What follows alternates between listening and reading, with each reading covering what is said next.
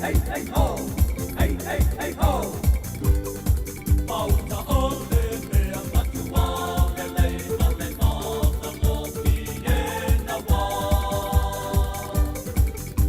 Auso me ana po mata tima ole oli.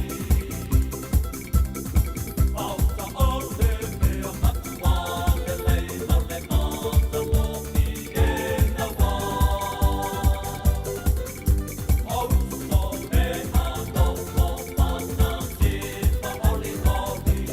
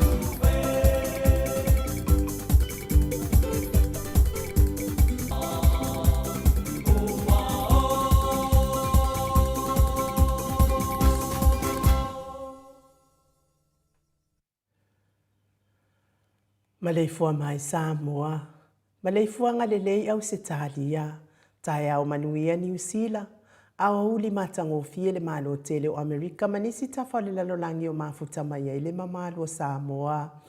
Le tae au manino, le tae au tatoa, le tae au matangofie o le asotofi o se tema, se fuluma le lua afe lua faa.